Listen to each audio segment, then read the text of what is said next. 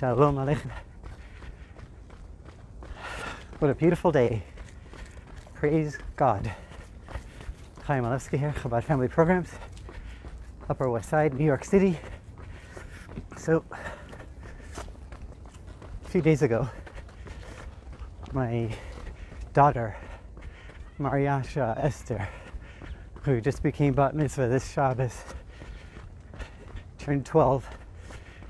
She came home from school and very enthusiastically related a story that happened that day in class, where one of her classmates did something, and this is how she reacted, and this is how the teacher reacted, and this is how the other girls reacted, and this is how the principal reacted.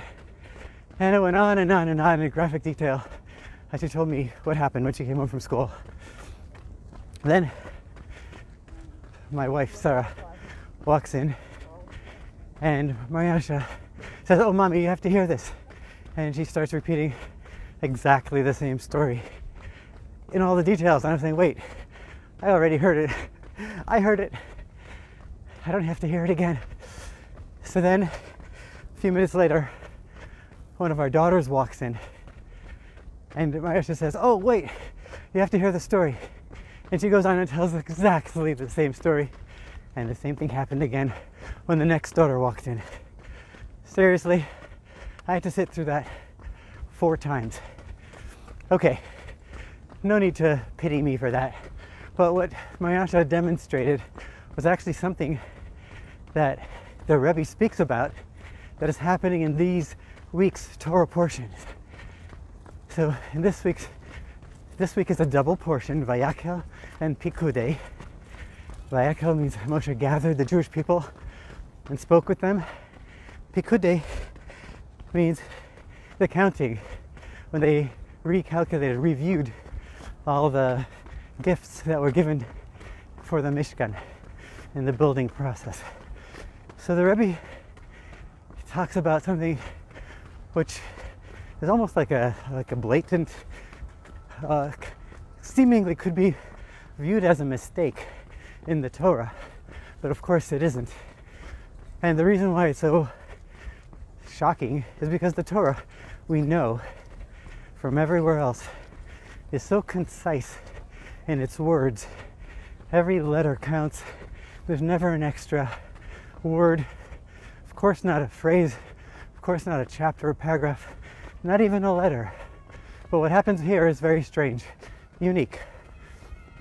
When it talks about the building of the Mishkan, of the tabernacle in the desert, God instructs Moshe about all the details of the Mishkan, how to build it and what to build, with all the dimensions, what materials, etc., in graphic detail in the previous portions of Teruma and Tetzaveh and a little bit of Kitisa. So God instructs Moshe, and the Torah enumerates and articulates every single detail of what needs to be done. Then the Torah goes on and says that Moshe gathered the Jewish people and relayed to them what God told him. And then instead of saying, which would be logical, instead of saying, and God told the Jewish people whatever, and Moshe told the Jewish people whatever God told him, and that's what they did. That would be so easy, and that would make sense. But no, the Torah goes ahead and re-enumerates every single detail that God told Moshe.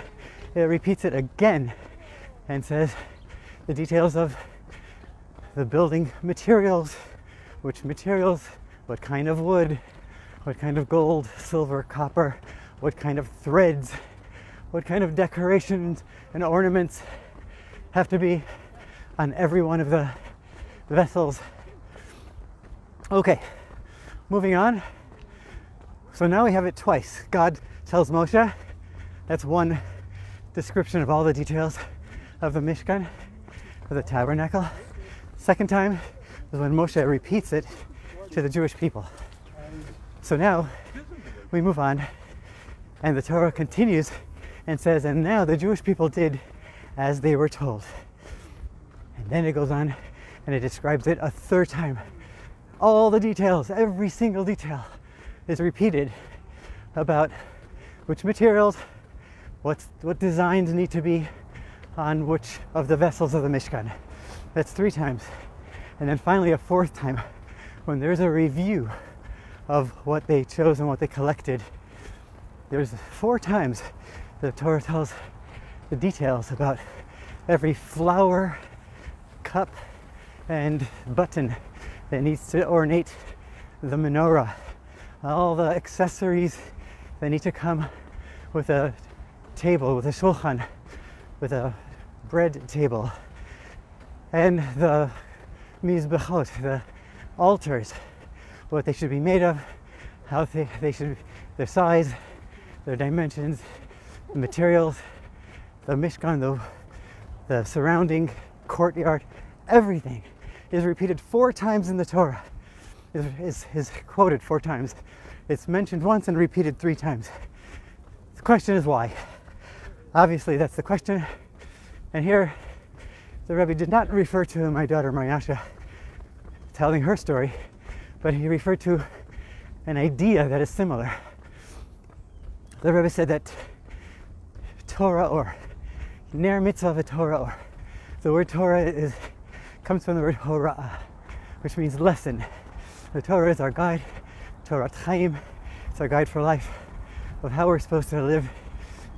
And also, the Rebbe said that the Mishkan, though it was a temporary structure in the desert, and even afterwards, the 2 Batei Mikdash, the holy temples, lasted for 410 years, and then 420 years in Israel and Jerusalem. But they are not physically here with us. And God said, "V'asuli mikdash, v'shachanti b'tocham." They should make for me a tabernacle, Mishkan, and I will dwell in them. The Rebbe said and taught many times that we are the temple, we are the tabernacle. It's transferred to us, and therefore God, in his enthusiasm for us being his temple, he repeated everything 4 times. And which 4 times? One time when God taught it to Moshe, the other time when Moshe repeated it, taught it to the Jewish people, the 3rd time when they actually did it, and the 4th time is when they reviewed it. And the Rebbe says that God is teaching us, like the Talmud says, that whenever we study Torah or participate in a Torah-related activity, we should experience it as if it happened for the first time at Mount Sinai. And the Torah describes that the Jewish people at Mount Sinai, they stood באימה, ביראה, ברתת, ובזיע. Translated as they stood in fear and trepidation, shuddering and sweating. So the Rebbe says that our job as Jews, when we learn the Torah and when we observe it, we're supposed to re-experience physiologically those feelings, just like it was the first time. And therefore, says the Rebbe, the lesson here is clear.